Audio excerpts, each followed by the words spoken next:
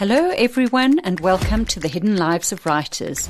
My name's Fiona Snyckers and I'm joined by my co-host Gail Schimmel. Hi Fiona, how are you doing this week? I am doing pretty well. I think my mood is not reflective of how my writing is going. Does that mean your writing's going badly? It does indeed.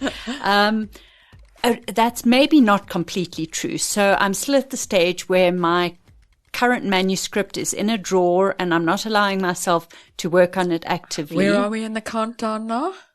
There isn't a specific time limit. I'm trusting myself to know when it'll be the right time to go back and actually work on it. But I'm actively thinking about it, and I'm taking a lesson from something that you said. I think you were also doing a big reread and rethink of a manuscript, and you reread your manuscript and you said to yourself, when last was I excited about something in that manuscript? And you went back and realized that it was at a point where you'd raised something that was going to be a red herring, and you thought, wait, no, that was exciting. I need to expand that. So I gave myself the same discipline. When in this manuscript did the wheel start to come off? When did I start to feel doubt about it? And I think it is after 60,000 words, something went wrong there. The last 20,000 it was really rattling down the hill completely out of control. So at least I've identified the point at which I need to step in and redo things. Very interesting. Very interesting. And so nice that something I said was useful. I think our listeners would say that a lot of what you tell us is useful. So, Gail, how's your writing week going? So I am still deep in the trenches of editing my group project. It's a more complex thing than I realized. You know, we've done a book, the four of us, before, but it wasn't the complex edit that it is now, because it wasn't a plot-driven book. So it wasn't so important that every strand comes together. So what happened is one of us did a lead edit and left comments for us, and now we're all going through and doing our bits. But as we're going through, we're reading each other's parts and now also having editorial input on each other's parts. So it's kind of a bit of it feels like it could be an endless circle of commenting, but we have agreed now that when we all are finished, we'll all go back and deal with the new things in our parts. So we'll see how it goes, but it feels at the moment a bit like I might be editing this book for the rest of my life. So while you're working on this gigantic and possibly never-ending edit, Gail, what are you reading or watching or listening to? So I decided I really needed to read something that I was looking forward to, like one of those authors that you just know you'll enjoy. And I read the new Dorothy Comson. And it is called Give Him to Me. And as I started it, I got a bit confused because I thought I'd already read it. And I had to stop and go back and check my Kindle. And what it turned out is that she seems to be writing a series with the same characters. And she has this character who is a psychologist who has got caught up in working for a profiling part of the police services government. And she is stuck in that job for reasons that I believe were explained in the first book, but I cannot understand. So I cannot remember why she's stuck in the job, but she's stuck in the job. It's quite a toxic environment, but a case comes along that is very meaningful to her that she gets involved in. It's different from Dorothy Comson's usual work because it's more plot-driven. It's more of a thriller / mystery. It has these ongoing characters, and now with this one, you get a sense we will see more. We will see what happens to her next. So it's a different read from her other books, but I loved it. She is so skilled. She's just such a clever writer. She is, and I look forward to that one. What have you been reading? Well, this is a bit of a funny one. You know, we're living in, let's say, interesting times at the moment, where there is just a fire hose of horrific news coming across one's screen every single day. You can't escape from it. So I've really had to go back into comfort reading. And I belong to a number of Facebook groups which are centered around nostalgia from my childhood. And one of them is an Enid Blyton fan group. Okay. And I've been reading these people who, I mean, some of them are a bit mad. They to this day read nothing but Enid Blyton as adults, you know, age 75 or whatever. And they talk about things like the Famous Five as though they are live and happening right now. Yes, it is a little bit mad, but I kind of got swept up into that world, and I downloaded the first 3 Famous Five books, and I've been reading them as a comfort read and as an exercise in nostalgia for myself. And it's just so interesting to think that of all the various banned books and banned authors, Enid Blyton is probably the one who's been most suppressed. Oh, really? I didn't realize that. Librarians, teachers, the BBC, they all refused to stock her books, to do plays of her books, to do audio versions of her books, because they were believed to be too light, not challenging enough for children, and not raising enough moral issues. And I used to know this, and I'd forgotten it. And now I've been reading about it some more, and it really is honestly shocking. But the interesting thing is that, try as they might, they have not managed to suppress Enid Blyton. She still is one of the most published authors in the world to this day. And when I read The Famous Five, I remember why I loved it. I remember what good stories they were, how the characters were kind of archetypes that still work today. And it has distracted me from all the awfulness going on in the world, and I will shortly be getting back to adult reading, but it just has been so soothing and so comforting. So somebody who has really subverted my expectations of narrative in recent weeks is our guest today. Our guest today is Joanne Fedler. Joanne is the author of 15 books, unless I've miscounted, including When Hungry Eat, Secret Mothers Club, Unbecoming, Love in the Time of Contempt, and many more. Most recently, The Whale's Last Song, which is published by Majaji Books, to be distributed in South Africa. Joanne, thank you for your time and welcome. Thank you so much for having me. I'm so excited to be here in this funky studio with 2 amazing women writers. Not as excited as we are, Joanne. I promise you that. Okay, we are going to get into it immediately. We are going to ask you, how was your writing week? Well, there was a lot of jet lag involved, and on the few days that I managed to get to my journal, my little travel journal, I would say that it was probably not a great writing week for me. I am in sort of, book promotion mode and my sister's 60th birthday mode. And we've also got my father's unveiling on Sunday. And so I find that there are times in life when you are doing things, and then there are times when you are holding and sitting with things and reflecting. And my best writing weeks are those quiet weeks, not when you're on the go. I try to be fastidious about checking in with myself and at least just having a felt body sense of where I am, especially when things are a bit tricky. There's a lot of input. I'm overstimulated. Writing sort of always seems to sort of just center me and bring me down. But I haven't been as able to do it in the last 10 days while I've been in South Africa. I'm interested that you talked about journaling, because I think it's the first time someone's mentioned journaling as part of their writing discipline.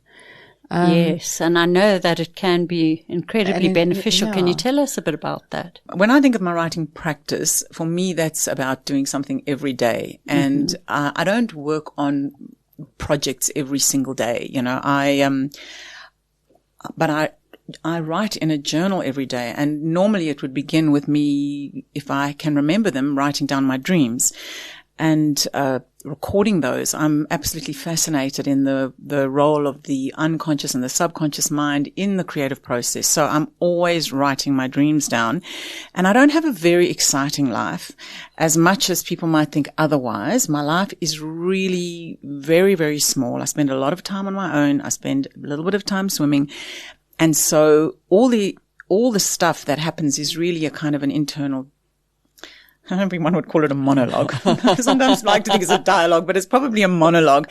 But when I even teach writing, I always tell people that it's very important to have a journal in which you are tracking your writing project and your writing process. So writing about your writing, because that to me is one of the most fascinating engagements that we have. And I think it's where I have learned how to grow as a writer. I ask myself questions about my writing. I pose the problems that my writing is bringing up. I draw a little bit. I sketch a bit. I've started doing watercolors, which we can talk about when we talk about the creative process that was very unique around the Whale's Last Song.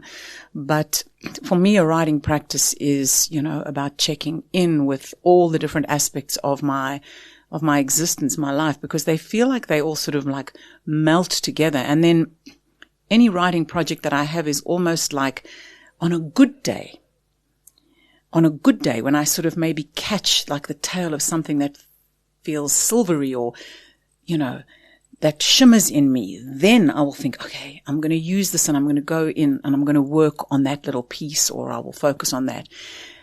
I mean, we know that in writing, there are seasons, and if you're on a deadline, it's kind of different than if you're sort of just playing in the big ocean of creativity. Sometimes you have to be in a very narrow little pool, and you're swimming up and down lanes and you're chasing deadlines. So I guess it just depends on what you're working on, where you are in that writing process. Because I can be, so for example, like when I did the rewrite on the Whale's Last Song, I had 6 weeks to do it in, and I worked from like 8 in till 6 at night with very few breaks, probably just like toilet breaks and a little swim. But that was like hyper focused, detailed, intentional writing. And I don't think that is sustainable. I don't think one can do that for very long. And then you need a real sort of like expansive break from that. But I wouldn't take a break from writing. I would still, in the time when I'm resting, I would still journal. I would still play with words. And I do a lot I have these little bundles, what I call these like treasure bundles, which are scraps that I don't ever throw anything away. Old magazines, cards, anything that arrives in the post. I cut them up into tiny little pieces and I turn them into little bundles. And then on any given day, especially when I'm feeling a bit flat and I sort of want to feel some sort of firing of uncommon neurons, I will just take a little treasure bundle and based on an image or a word from different pieces, I will construct some little ridiculous, incomprehensible found poem. But sometimes, and not always, in that found poem, you put together a phrase or 2 or 3 little words, which are so, I call them like an igniting phrase that you would never put those things together if you were consciously trying to use words in that way. And that sometimes can take me into writing a poem or even something I'm working on. It might just like stir me into a certain feeling about language. And I often feel like writing is just having that feeling in you, that sort of loving feeling that you want to be in it. And I don't always feel that. And so I have to often play these little games with myself and trick myself into getting in the mood. Do you know what I mean? Sometimes you have to get in the mood for certain things. And I have these little tricks for doing that. Yeah. That's so fascinating. Yeah. Can you talk us through when you're writing the first draft of something? So you're intentionally working every day, if that is how you do it. Can you break that down for us? What does your drafting of a first draft look like on a daily or hourly basis? I probably wouldn't think that I am working on a first draft for starters, because I feel like that was how I did things I feel like I have these two eras of my life as a writer. The one was in those early days where I was so wanted to be a successful writer, and I was hell-bent on a certain understanding of what success meant, and I never wrote anything without having first a contract with a publisher. You know, all my books were pre-contracted, except for my very first novel, which was The Dreamcloth, which I worked on for 10 years. But after that, all my other books I had contracts with publishers for, not The Whale's Last Song. This was something completely and utterly different. And I feel like that era of my writing life was characterized and I think contaminated by wanting the writing to do something in the world. And I've realized that real artists, I'm just talking for myself, you know, this is not a judgment of anybody else, but real artists, or the way I understand real artistry, is about not sort of, as Mary Oliver would call it, having the voodoo of ambition interfere with what you are doing, what is trying to pulse its way through you.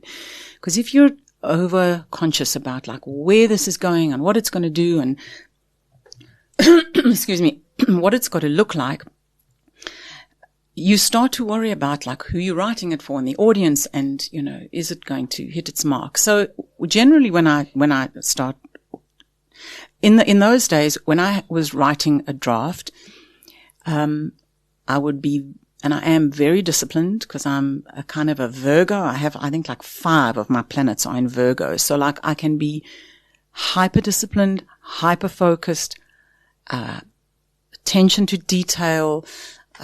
I've got what my father would call in Yiddish Sitzfleisch, which means I can sit for a long time and focus on something without taking a break. I can do it for a couple of hours and not stop doing that. I know some people struggle with that, but I can really do that. So when I was working to a first draft, I would sit down and I would, my first drafts were often messy. I'm not one of these people that plans things out ever, other than having sort of maybe like a big picture view of things. But at a certain point in the process, maybe when I've written around 40,000 words, which maybe we could say is like half a draft, then I would start thinking about structure, and then I would start working with index cards and looking at what I have, what's been gathering. Is there any, you know, where's this thing going? What is useful? What is not working? What is working? And then I would start planning the thing out. But for the first, and I would also use like dream boards. I would use vision boards. I love craft. I love craft and I love stationery, and I always try to find a way to bring that into the writing, you know. So, you know, I have a whole like, you know, chest of drawers that is filled with old magazines, what you call here cokies. In Australia, they're called texters, different kinds of ones, paints, scissors, glues, all sorts of things. And I'm always looking for things that can, you know, be part of the process. So, I always have done vision boards for all my books, sometimes for characters. I use vision boards, and then I would work sort of methodically, through that to pull together a draft. I think my creative process has changed. The Whale's Last Song, it was a big rupture, from that person who wrote. I broke up with my writing. Like I had a proper divorce from my writing round about, what was it? I would say 2020-ish, round about COVID. I felt like my career took off very quickly, too soon, I would say, when I didn't actually appreciate the, you know, what success looked like. My second book, my first Australian book, Secret Mother's Business, got picked up in Germany. It had nothing to do with me. It had to do with my publisher, and it sold 500,000 copies and was like on the bestseller, the Der Spiegel bestseller list. And I thought to myself, oh, this is the start of a very successful career.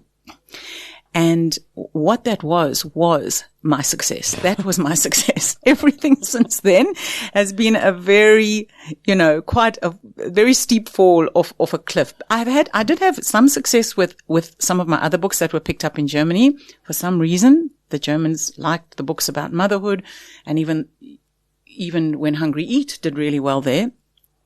But what happens in publishing houses is that the people that you work with, and I'm very much about relationships, the people that I work with, had such a beautiful publisher that I had a great relationship with. I went to Munich and I met her, and she was a big champion. And I can't actually overstate the importance of having people who are champions of your work, who believe in you. And she left that publishing house. And when she left, it was just very hard to place me. And the book that came out with somebody next didn't do well at all. And it was actually quite a disaster, really. And then she left, and now my book there's nobody there who even wants my book, this new book, The Whale's Last Song. I think my agent has tried. And so, I gave up that idea of success, and I thought to myself, I've actually been a failure. I had this idea after my mother passed away that I'd sort of been a failure. Like if my success hadn't worked on a graph that was, working in a certain way, that I'd been a failure. And I decided that there were so many terrible things going on in the world. Who was I to sit around in front of a computer and do my little found poems on a good day? There were serious issues that needed attending to, like climate change. And I'd been doing ocean swimming, and I was very in love with the ocean, and I support lots of marine organizations and Sea Shepherd and all of these things. And I had been doing a lot of research on seaweed, and I decided I was going to work for a seaweed company that produces food. That produces food. Did not see that one coming. I know. That produces food that they feed to cattle that stops them producing methane. I thought it was a good idea at the time. It sounded like a cutting edge idea.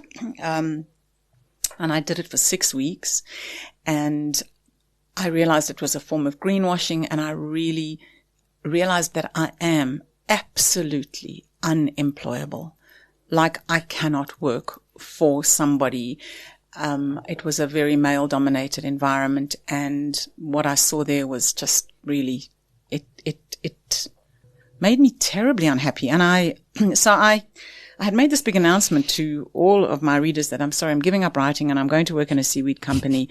And I'll see you on the other side of climate. I'm sorry, but the sentence is so funny. I was very obsessed to work in seaweed. Listen, Gail, seaweed is miraculous stuff. I just want you to know. It really is. And I was, they had all these ideas about what one could do with seaweed to just like fix the world. I just had this feeling like, how am I actually going to take my skills and fix the world? I have to tell you, during COVID, I got very cross with myself that I hadn't done biology and decided that I was going to be a pandemiologist because someday we were going to need a vaccine or something. I just thought, what a waste of a brain. Like, why did I decide to do, go follow this path? I've had lots of, you can see big life moments, in the last couple of years. And so I gave up writing. And when I began writing, actually before I began writing, when I just wanted to write, my little girl was very young. She was just a few months old, and we traveled to the Transkei, my husband and I, and we found a guy who was selling walking sticks on the side of the road, beautiful handcrafted walking sticks, and there's one of a woman holding a book to her chest. I assume it was a Bible, but I took it as a book, and I bought this walking stick, and it stood above my desk, and I called her the woman of the book. And she was my totem, and she stood and looked over me while I wrote. And when I broke up with my writing, I decided I needed to do a ritual that was going to, be like a serious declaration to the universe that I was serious, that I'm giving up writing. I realized that I hadn't been successful, and it's over. And I looked around and I saw this walking stick, and I knew that this was the one thing that represented everything that I wanted for my life, and that I had to give this thing up. And I stood on the side of a cliff, and with tears streaming down my eyes, I threw her into the ocean. That's so sad. I thought she was going to be burnt. Well, I thought of burying her, but then I think you can always assume something like that when you change your mind. And I realized that I didn't want to give myself any way of like retrieving this because it was over. I had to accept that. Except that you set her free. You didn't destroy her. No, I didn't want to destroy her. I wanted to destroy her. Give her to the ocean, and I did. And that was the end of my writing. And after my mother died, I sank deeper and deeper into this conviction that writing was definitely a waste of time. But then something happened during my grief, and The Whale's Last Song is the result of that. There's so much there. I'm relating to so much of this. Okay. You've talked about, as you've been talking now, you kind of stop at a point. You don't take us back further than the beginning of the writing. I want you to take us back a little bit further and tell us your origin story. And I know I'm always particularly interested in yours because we share a lot of our path. We're both lawyers. I think you possibly a much better lawyer than me. But tell us where you started and how that came to writing. Like from when I was a little girl. If you want to tell us where the little Joanne wrote, we're very interested in whether you wrote as a child or not. Well, I think I always wrote. I started writing as soon as I could form letters. I started writing stories. The very first story, was about a little girl who goes on a picnic. And also I illustrated that story. It was called Goodbye Kitchen. And, I wrote a crime thriller about Ned and his wife who gets killed. And then he has to go and find the person who's killed her.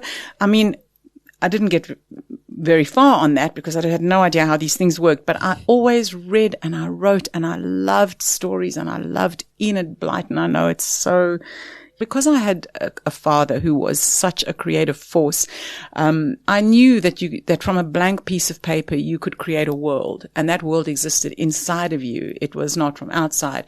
And he always encouraged that, and I always, loved that aspect of the world that I lived inside the home that we lived in, which I think was probably quite unusual compared to other people's homes. My father was a big child. He had like a playroom, a studio, which was just... I think perhaps in case any of our listeners don't know, explain who your father was. Okay. So, right. Sorry. My dad was Dorf Fedler. He was a political cartoonist for the Star for about 50 years, but he was also, a sculptor and he made puppets and he made movies, and he was a wonderful writer, particularly in the last, I'd say, 15 years of his life, which I had a big role in helping him and supporting him with. But he was just a kind of like a creative genius. Honestly, I can say that. Like, he was a very, very talented, creative person. And so growing up in that home, there was just, a lot of sort of quite heavy things. We didn't have an easy home, but it was a very creative home. And being around somebody like that who is sort of so exuberantly creative is very inspiring.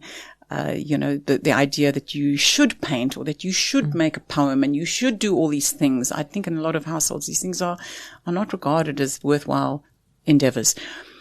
But my father, when I was 14, gave me a copy of Dylan Thomas's book, Under Milkwood, a play for voices. And he said, read this. I think he was very upset that I kept dieting, thinking that somehow, dieting was going to make me happy or was part of my life. My life's work.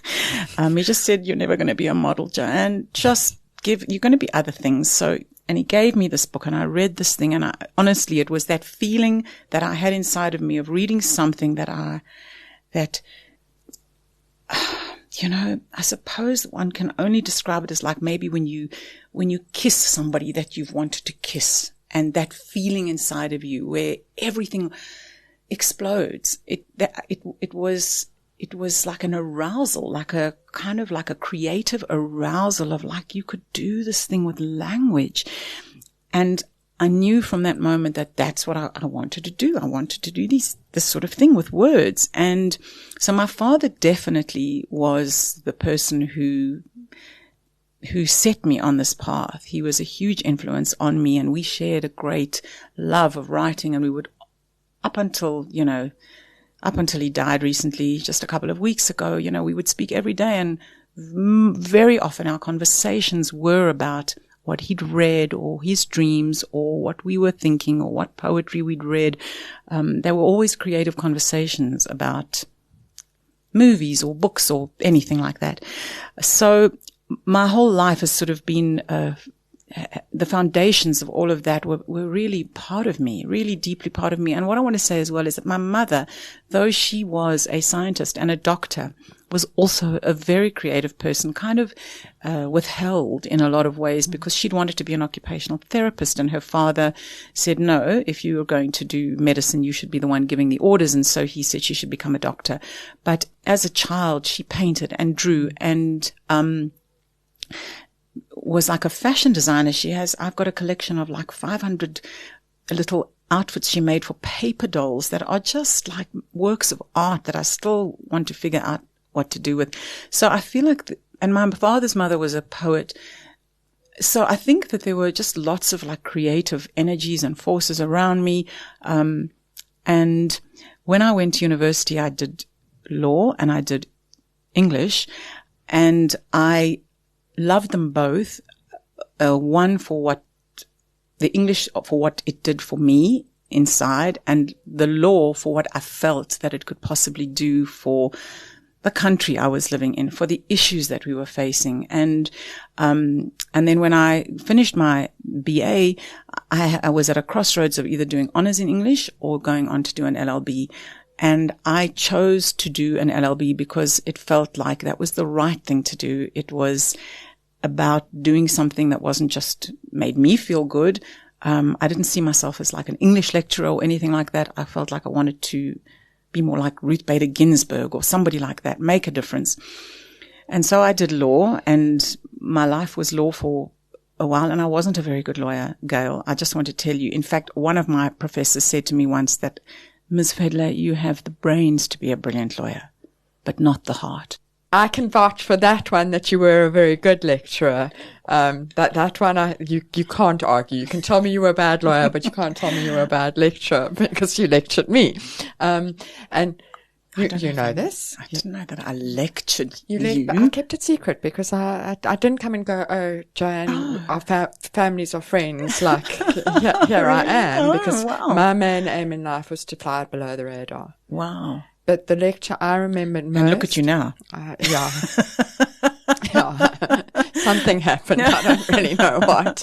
The lecture I remember most is you did a lecture on gender and law. And you were teaching us about prostitution. And it was the evening. And we were all itching to leave because it was the evening. And you got to the last 10 minutes of the lecture and you went, okay, now you guys have noticed there's someone sitting in the front. There's been a man sitting in the front. And you went, this is so-and-so. He's a sex worker. He's going to talk to you now. And suddenly none of us wanted to go anywhere. And we were there and listening. And that is the lecture that stands out of my LLB. Wow. So thank you, Gail. Well, listen, I can say this. I loved lecturing. I love teaching. And I love teaching writing now. It's to me that there is so much joy in that communion of helping people to understand things in ways that are complex and that grapple with material, and that don't offer sort of easy answers that just, fit into neat little holes. I love it when people are grappling with things. And I think writing is a perfect place for people to grapple with with the impossible conundrums of how to say something, that is true. That leads nicely into my next question, which is, what would you, the Joanne who's sitting here today, say to someone who came to you and said, writing work has no value. We should all be working on solving climate change. There is no value in this thing of writing. What would you say to that person now? I can't tell you that that is true for you or for me. That felt true for me for a time, and I encourage you to live by that for a little while and go and do the thing that you think is going to make the big difference in this world. Give it your everything. Hold nothing back. Bury your writing. Throw your writing wand into the ocean. Divorce it. Cut yourself off from that part of yourself. And let's have a conversation in 5 years' time. Let's look at your mental health. Let's look at your spiritual health. Let's look at let's grapple with this idea is that true? Because I think what is true for any one person at any one time in their lives might change. And I think, when we're young, we really do think in these absolutes, and we think that this is going to be true for me forever. I mean, we marry people, for goodness sake. We say, I'm going to love you forever. I have to say that I do believe that is possible, but I think what you mean by that changes. And if you can't, be the person who keeps coming back to asking yourself, what do I mean by that? What does that look like for where we are now? And have things changed? I just think that this idea of being flexible with the things that we are so certain about is really, really important. It's part of what being human is about, is that we question our own, certainties. I'm not certain about anything, Fiona, at all anymore, like I was when I was younger. I really thought I knew things, and I realize now how little I understood about anything. But I also think that it is a developmental right to think that you know the answers to life and to then give it your everything. And hopefully one has the second chance and the humility to maybe come back and wonder, was that true? And I think if anybody has that longing to write, that you can try and, talk yourself out of it, and you can make negotiations with it, and you can banish it, and you can do all sorts of things. And I think eventually it comes back, and it's asking something of you. I think that there is something about accepting your fate rather than pursuing some goal that has sort of been planted in us, partly by the expectations maybe in our families and the roles that we played, partly by the society we live in and the ideas of what being successful looks like in that society. And so we go for it with conscious purpose. But I've accepted my fate, which is that I have to write. And I think the Whale's Last Song has been a kind of an affirmation for me that this is something I need to do, because it is so unusual in my genre. It is so unexpected. It sort of came from a place I don't know, really. It feels like it was a bit of a surprise. I can't really explain it. When people ask me, I can try and explain it, but I honestly really don't know. And I kind of want to go back into the place that came from, which was I had no expectations about this. I wrote it for myself while I was grieving the death of my mother. I thought I was writing a child's book. I thought I was writing a book for children, because I was writing it I felt like a 5-year-old who'd lost her mother. And I was writing it for that little 5-year-old girl in me that had lost her mother. And because I'm obsessed with the ocean and I love whales, and I was playing in the space of listening to whale song and swimming and feeling part of the whole world, I just wanted to say something about that. And I wanted to write something short. I didn't want to say something long. And I wanted it to be beautiful. I wanted every word to be beautiful. I wanted it to be sort of a longish poem. And it just leapt out of me, literally like a whale jumps out of the ocean, in a kind of inexplicable way. And I'm so grateful for it, because it reset something in me that I just want to, when I wrote this book, I just said, I just want to fall back in love with language again, like I was when I was 14 and my father gave me under Milkwood. I just want to feel that thing again. And I did. While I was writing that book, I was kind of enraptured. I was excited. I loved writing these characters. I felt like it took me into such a different place. And I didn't know if anyone would be interested in this book when it was finished. It just was, I wrote the whole thing not knowing if I could even show it to anyone. And the responses I've had from this book have just been unlike anything I've ever received from any of my other books. So, one has to be careful not to want to now replicate that, even though I have written about 40,000 words of another book, which is in a similar style. I'd sort of been working on both of these things at the same time, but this one then sort of took over. So I do want to finish that other one too. I want to take a step back before we get into the creation of the Whale's Last Song, and I know we've both got a lot of questions about that. I want to talk about your writing in my head is divided into two main streams, your kind of fictionalized memoirs and then your fiction. And there are other things, other projects in between and a bit of poetry but those of your books that you kind of, those are the two mainstreams. The fictionalized memoirs, talk to us about that, how you came to those books and the role it serves in your life. Yeah. So, I think for me, it started with Secret Mother's Business. Yes. And it really came out of, just grappling with motherhood and wanting to say something real and true and complex about motherhood. And I did it with, these lots of different characters, all sort of speaking in different ways about motherhood. And it really was based on an evening that I spent with a group of girlfriends when we all had little children. And because that was so successful, also because I think it went into sort of the taboo areas, which I'm always interested in as well, the shadow stuff, saying the thing you think you can't say. And it is also sort of based really on that feminist idea that women's lives and the complexities of women's lives are really interesting. And that there is a kind of like a feminist aspect of it, which is like the truth-telling, the storytelling of women's lives. And so then I went on to, 7 years later, write about, having children who are tweens in the reunion. And then, a couple of years later, the Unbecoming, which is like the empty nest and, where women find ourselves. But I also wrote Love in the Time of Contempt, which was not a self-help book, but it was about raising teenagers. And I have found like the material of my life. And also I wrote When Hungry Eat, which was about emigrating and trying to lose weight and trying to, make peace with where I was.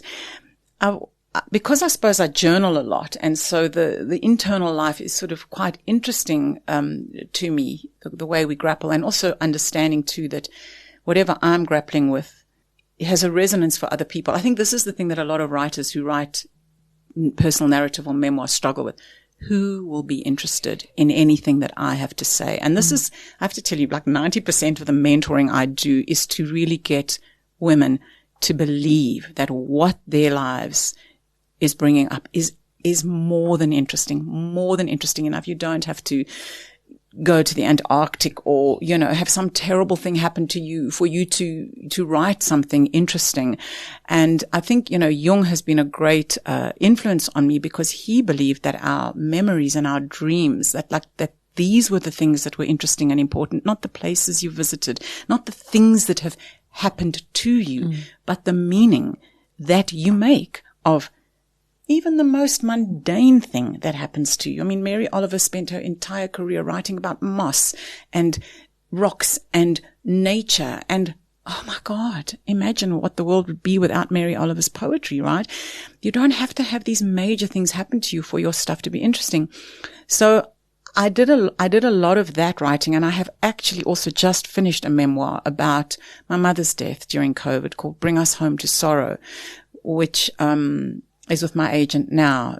It's a kind of like a companion book in a way to The Whale's Last Song. The Whale's Last Song maybe is like the myth, and this is more like the memoir of it. And I think when we write memoir, we're always worried that it's going to just not be that interesting. But it's all in the writing, and that's the thing that I always say to people is that you have to focus on your craft when you're writing memoir more than anything, the craft is the most important thing. And you can only take your readers as deep as you have gone. So how deep have you gone? How deep have you grappled with this experience? Because you must be saying something interesting about it, something that is yours, not an echo of something else, but what you have made of that life experience. And only you can make something interesting of it, because all the threads that have brought you into that moment, like the fact that your father played the bagpipes and you grew up, in KwaZulu-Natal or whatever it is, all those things are woven into it. So what meaning have you made of it?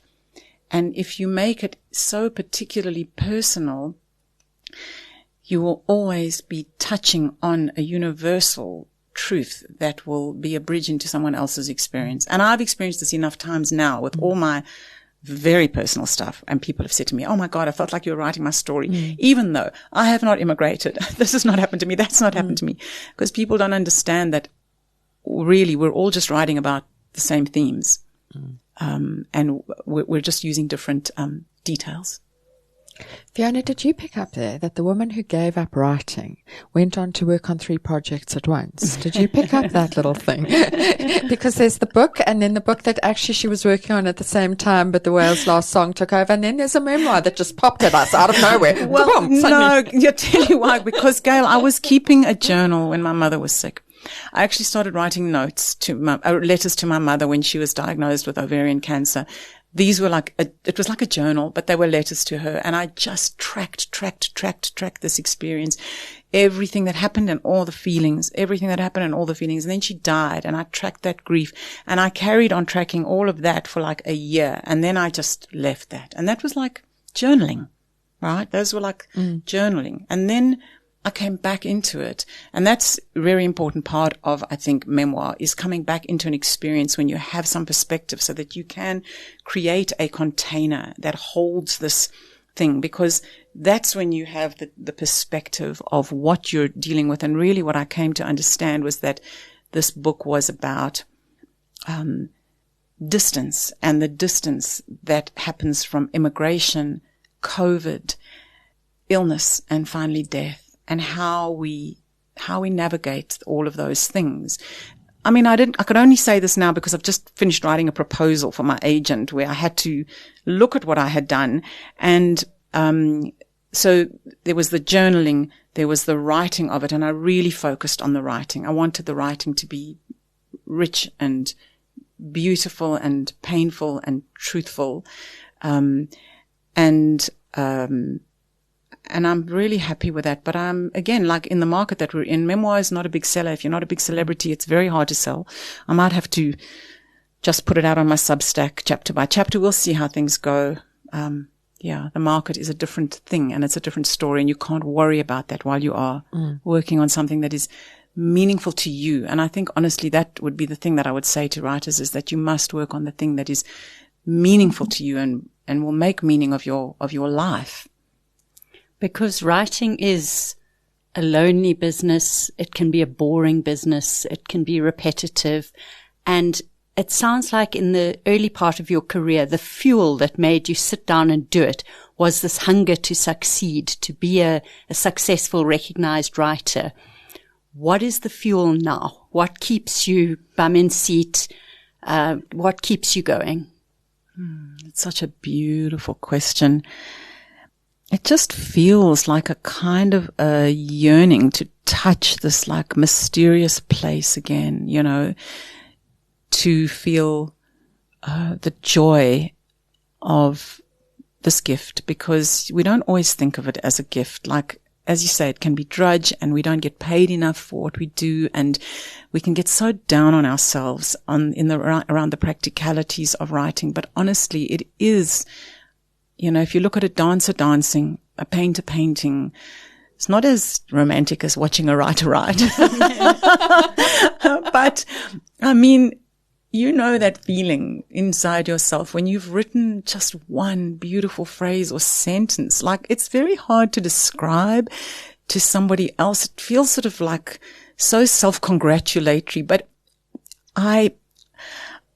it's not. It just feels like you've sort of like laid a track somewhere out there, especially if somebody else will get to read it, that somebody will go, that just holds that experience for me. That says the thing that I want, that I've not been able to express. It's like that unspoken thing that you've just kind of held for somebody for a moment.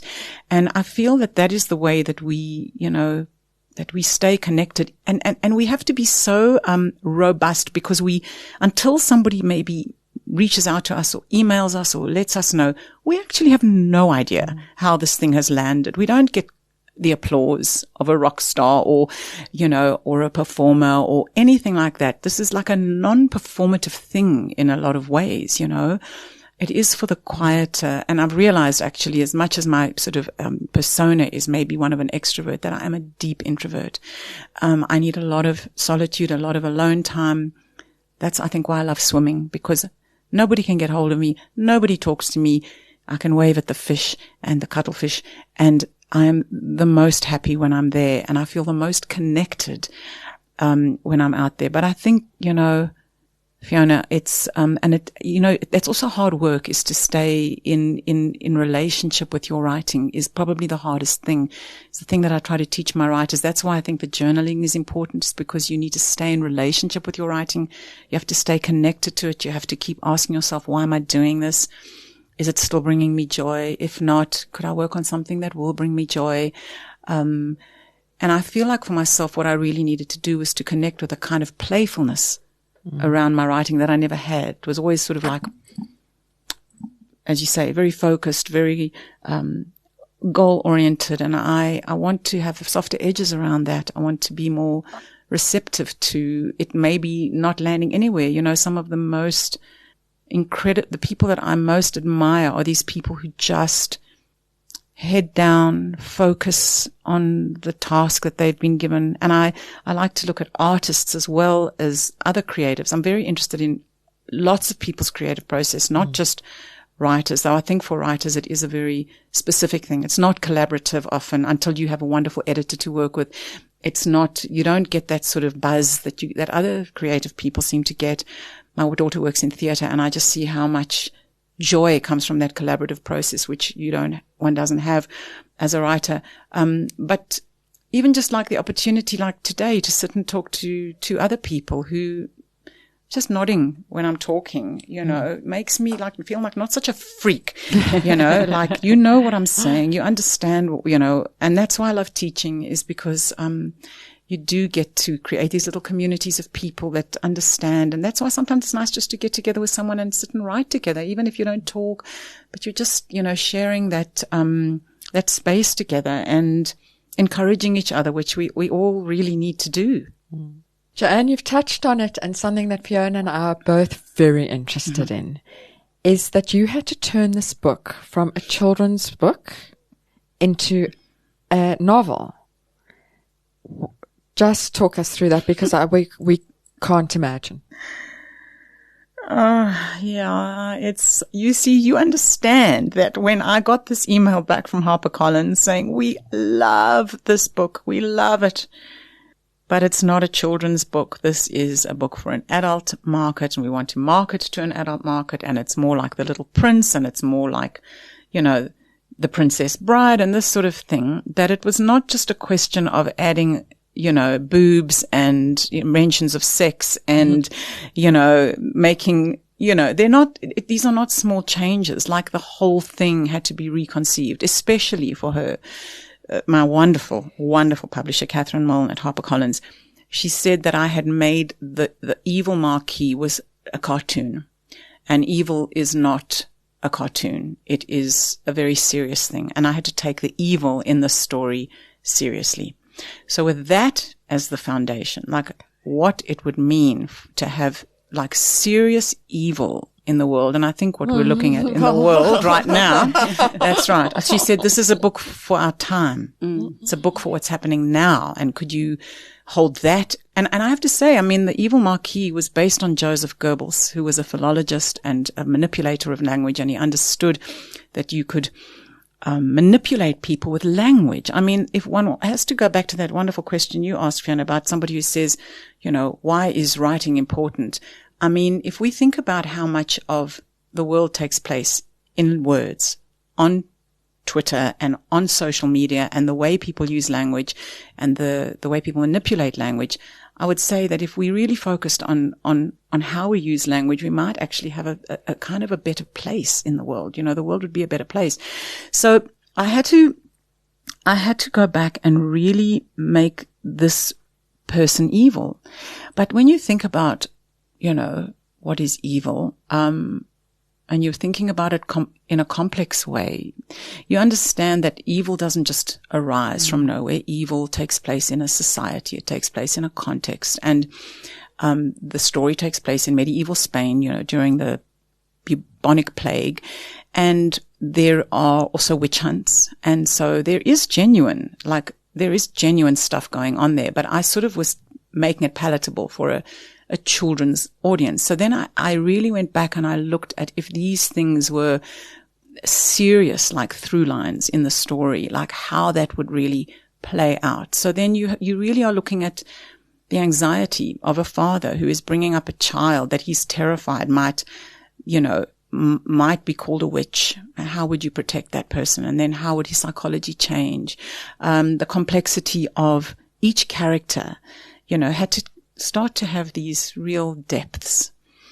And I'm so glad she made me go back and do it, even though it really was very, very hard and difficult, but extraordinary. I mean, in the sense that it was like being in a pressure cooker. It was like a little piece of a corn kernel that popped into this like little fluffy popcorn, which I always think is still amazing. I still can't understand the popcorn.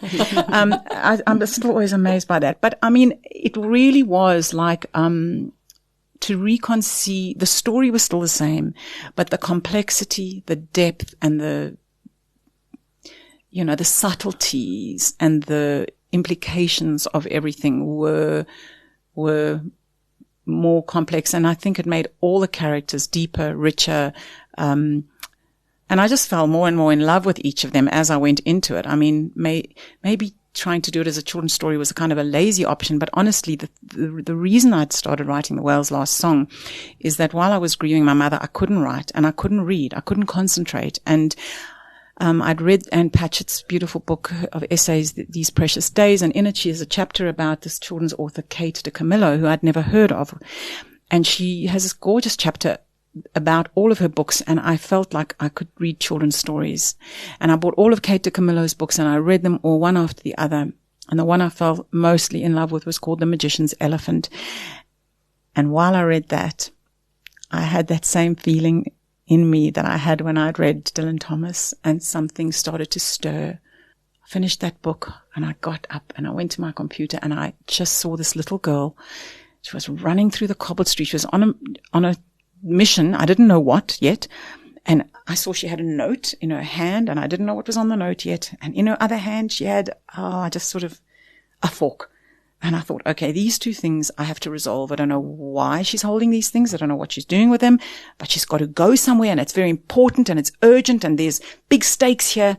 And so the story began to form in my head. Yeah. The hairs on my arm stood up when you talked about that starting with an image. I'm always very interested in writers who do that, who start with an image and from an image a story grows. It's never happened to me before, Gail. It never happened to me before. And I think it was just really just because I was so undefended after my mother died. Literally, that's one of the things I write about a lot in my memoir. I literally felt undefended, like all the things in front of me had fallen away and I was just open, very suggestible, I suppose. And then I just saw this little girl and she was trying to save someone she loved. And I guess in my psyche, if you track your dreams and you look back at things, I'd wanted to save my mother. We all want to save the people that we love. And she was trying to save someone that she loved. And so I was using that story as a way of saying something about what happens when somebody you love is sick. Her sister, Teo's sister, Sanchia, is sick with the pox, or she thinks is the pox, and she's got to find a cure for her. And that's what her mission is. She's got to go find a cure. And, when somebody you love is sick, you will do anything. You will imperil yourself. You will give up a kidney. You will have a bone marrow, give your bone marrow. You will do whatever it takes to try and save the person that you love. And that's in the real world. But in a story, you can send a child off into the forest, send her down to the ocean. Carrying a fork. And a note. And a note. Yeah. And there were lots of ways those two things could go, because I had to keep asking myself in my journaling, why is she carrying a fork? Where does the fork come from? And then when I did all my research, like forks were not a big thing in medieval times. Like only royalty had forks. So then I knew that the fork had to have come from somewhere far away in the ocean. And so all these, you know how it is when you write, these pieces start to weave themselves together. And I had lots and lots of drawings and things about, what was on the note? Who was the note from? Where was the note going? What, did she know what was on the note? So these things are really, when you're writing and you don't know where it's going, it's kind of exciting. And I'd really never had that sort of thrill before in writing. I always knew kind of where things were going. Often, some of the insights that happened in the writing were always interesting, but, especially, in the memoir stuff, but in fiction, you can really just let it all go and just see where it carries you. I wanted this, I didn't know I had it in me to be frolicsome, which felt like this book sort of had that, wanted it to have that sort of feeling, but also to have that deep undercurrent or that bass note that it's a serious book in some ways. It's quite a serious book. It's trying to say something serious, but also light and joyous. Well, we've talked about the fuel that keeps you going, but let's talk about another kind of fuel. What do you, Joanne, read or listen to or watch to fill up your creative well? Whose creativity do you consume or have you been consuming lately? Yeah. Fiona, I don't watch a lot of TV. I have to say, and I'm not judging people who do. While I've been here in South Africa, I do watch Netflix because my brain, it just needs to switch off. So when I want to switch off, I do watch TV, but I'm quite serious about my downtime. So I probably read mostly. That's what I consume. I read. I buy books every week, and I have probably 40 books next to my bed. So every night when I get into bed, I will look at them and I'll think, am I in the mood for poetry? Am I in the mood for psychology? Am I in the mood for, fantasy? So I have lots and lots and lots and lots of books next to my bed. Some about even the writing process. I actually find that quite relaxing. I read a lot of books about writing and I also love diaries. I love diaries of artists and Anais Nin and all these people who kept diaries. I love reading diaries. May Sarton's journals I adore. I find them very relaxing and, strangely, they do fuel me. And at the moment I've been a bit obsessed with Ursula Le Guin. I've been reading, a lot of her books, and she wrote in so many different ways and genres, but, her books about the craft, her essays, her fantasy stuff, the earthsea stuff. I've really been going back to, writers who take writing very, very seriously. I'm trying to take myself in some strange way, more seriously as a writer, because I think I've accepted that I'm a writer now. And so therefore I have to really honor the craft of it and just try to become a better writer. With everything that I write, I want to become a better writer, and I want to be able to teach writing better. Every time I teach, I understand writing, differently. I learn a lot from, students, and I also edit a lot of people's writing as well. So I get a lot of fuel from all of that. I've been reading a lot of sort of fairy tale stuff and a lot of stuff about enchantment and about grief and about, these sorts of things.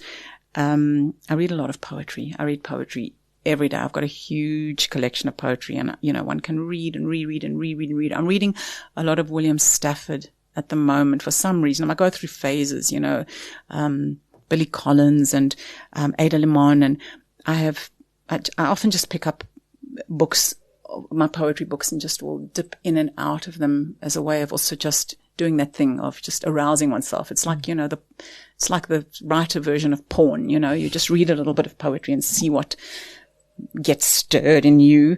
So, I think that's really what I do. I don't think it's a process as much as kind of like a messiness. It's like I'm kind of greedy. I just want to just take in as much as I can of lots and lots and lots and lots and lots of different things. Because I think the Whale's Last Song, it feels like a braiding of so many different strands of thought and philosophy and thinking and poetry and lots of thinking and reading. There's such an amazing writer called Niall Williams. Have you heard of Niall Williams? He's an Irish writer. I've been consuming his books. He's got beautiful books. One called This Is Happiness. Another one called History of the Rain. And that book, another one is called 4 Letters of Love. He is an extraordinary, beautiful writer. Actually, I would say that I've been consuming lots of his writing. I didn't love his most recent book called Time of the Child or something like that. But there's a line in History of the Rain in which it says something like, every book is woven from many different other books. Like every single thing that arrives like this is the product of, you could almost see it's like the product of lots of cross-pollinations of DNA, like literary DNA.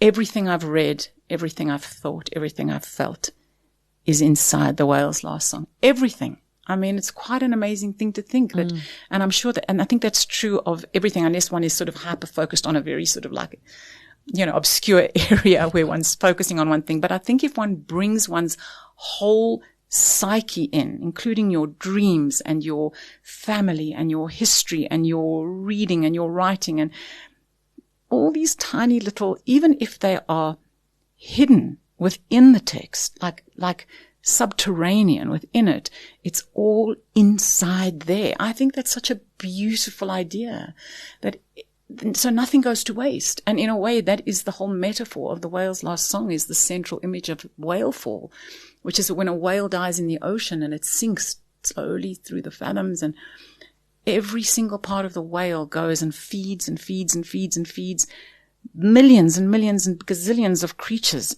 Nothing of the whale goes to waste. I love that idea of, if we live in that conscious way, that nothing goes to waste. Like we use everything. We can use everything, if we're open and we just let it all sort of, color us and fill us, and we bring it all to the writing. If we've shut parts of ourselves away and not accessing parts of it, then you can't bring it all.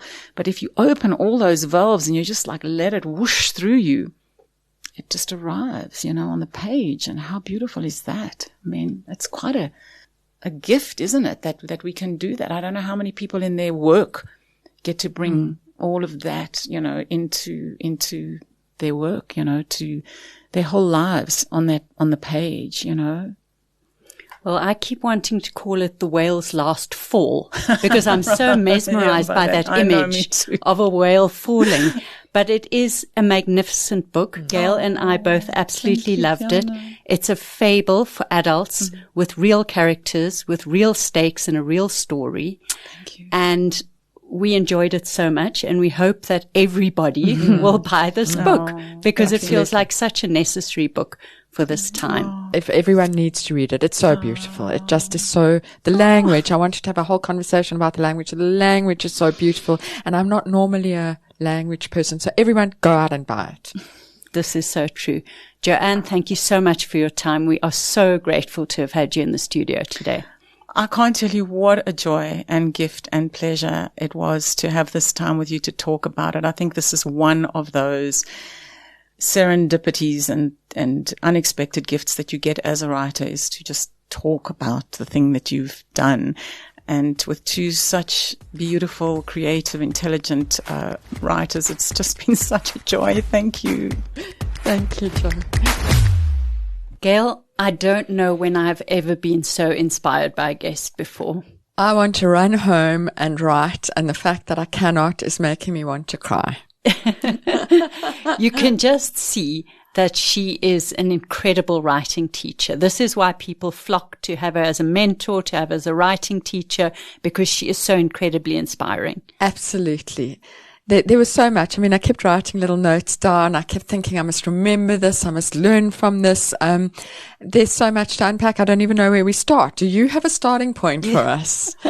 I've also got an absolute forest of notes, but I think where I want to start is she talked about writing vision boards for her characters. Yes. And it reminded me of some of our previous guests, especially Conita Loxton talked about creating a vision board for her own coming year and then use that as a starting point for a novel. Her character does that. And it's just this visual angle. Like Joanne also talked about, when she was a child, she would write stories and illustrate them. And my children also did that. But I only ever wrote stories. I never felt that urge to illustrate. And I know I'm not a visual person. I don't operate kind of in that visual sphere. I can't draw. It's that illustrative world is kind of cut off to me. But maybe that's why it's so fascinating to me. This idea of different streams of creativity, using all 5 of your senses to feed your creativity. I don't know if it's a path for me, but I find it very, very interesting. And I'm interested in what you're saying because I do have that side of me. I do draw, but I never illustrated my stories either. And I don't draw directly as part of my creative process, but if I'm stuck, drawing can unstick me. So it feeds into the same creative energy. And I've actually got a little drawing over my desk at the moment. And I've written next to it, creativity begets creativity. So if I'm feeling stuck in writing and I go and draw, it loosens something up. And being creative is, like she talked about, part of one big pot for me. But I don't bring them together. And every now and then I try to. Like, I don't know if you remember how excited I got when we spoke to Alex Latimer. And I suddenly thought I was going to be illustrating children's stories for the rest of my life. I try and it wears off. I drew a bat and that was that. It was a great bat, but that was that. So yeah, it's very interesting. And in this book that she's brought it together, there are drawings in this book. Yes, it's very beautifully illustrated. And the cover is an actual work of art. People need to see it. Beautiful.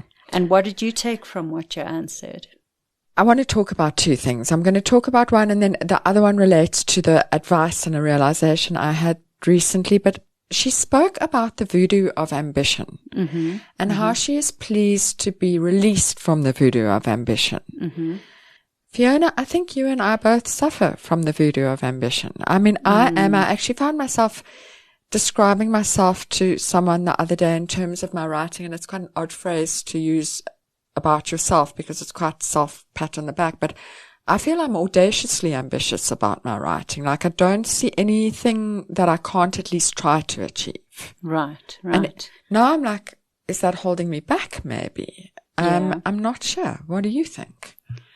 I also still have this very, very active hunger to succeed. And for I can't conceive of a ceiling for my writing. I just want it to go further and further. I want to do better and better.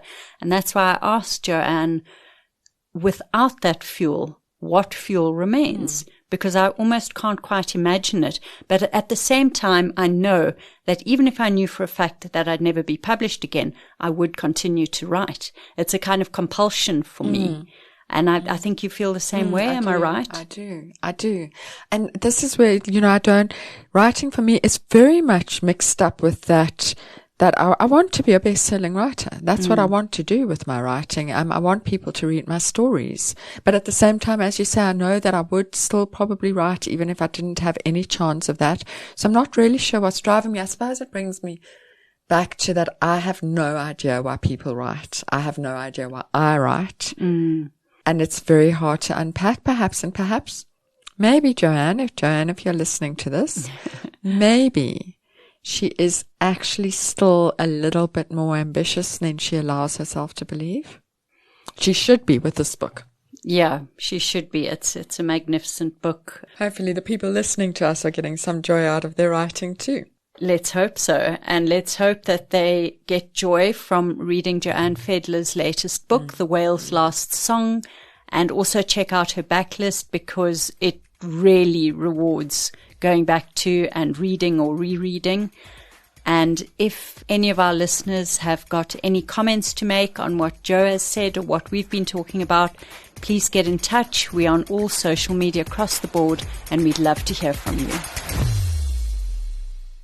You've been listening to another production from Solid Gold Podcasts.